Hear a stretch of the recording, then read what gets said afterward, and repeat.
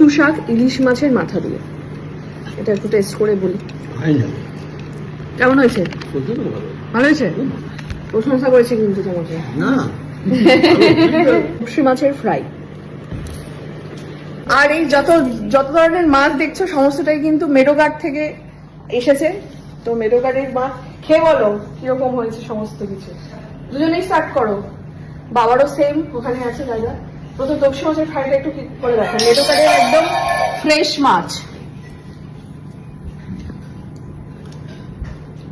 কেমন কেমন দুজনেই বসে খাচ্ছে। এসেছে দই মিষ্টিও। এটা তো বোধহয় সেই বনগার মানে দই। আমিও বসে পড়েছি খেতে। ফার্স্ট আমি ট্রাই করবো মেডোঘাটের তপসি মাছের একদম ফ্রেশ তপসি মাছের ফ্রাই। দারুন দারুন। বাকি সবাই খেতে বসে গেছে। মা বোন ও পরবর্তী আকর্ষণ হচ্ছে কচু শাক ইলিশ মাছের মাথা দিয়ে। এটা একটু টেস্ট করে বলি কেমন হয়েছে। ভালো হয়েছে, প্রশংসা করেছে কিন্তু তোমাকে। না ভালো খেতে ভালো লাগে, হ্যাঁ। শুটিং থেকে ফেরার পথে আমি দেখলাম যে গাছের দোকানগুলো পড়ছে, তো সেই কারণে আমার কিছু গাছ কেনার ছিল। তোমরা অনেকেই জানো যে আমি গাছ লাগাতে খুব পছন্দ করি।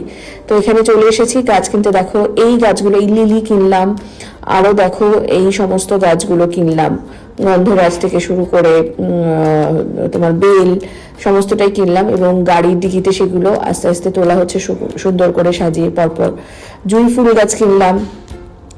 এখানে দেখো প্রচুর গাছের দোকান। তো এই গাছগুলোর নাম কারা কারা জানো বলো।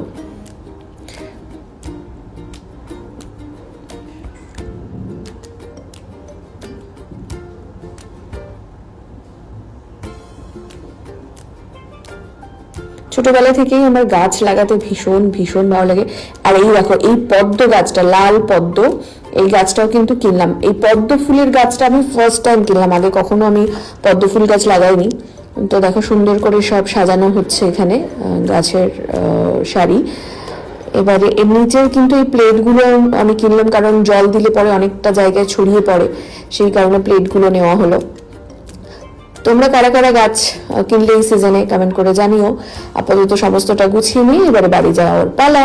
থ্যাংক ইউ সো মাচ ব্লগটা দেখার জন্য। টাটা। আমাদের ডিনার কমপ্লিট হচ্ছে সাবু মাখা দিয়ে। সাবুতে কি কি দিলে গো? দুধ, নারকেল, চিনি আর কলা। বাহ, ওইটা এখন বাড়া হচ্ছে, এটাই আমরা খাবো ডিনারে।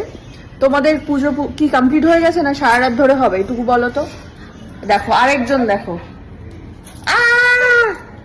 তুমিও কি সাবু মাখা খাবে? হ্যাঁ মামা, তুমিও কি সাবু মাখা খাবে? বলো তো। না না না, সাবু মাখা তোমার তো ডিনার হয়ে গেছে। মানে দুষ্টুর শেষ একদম।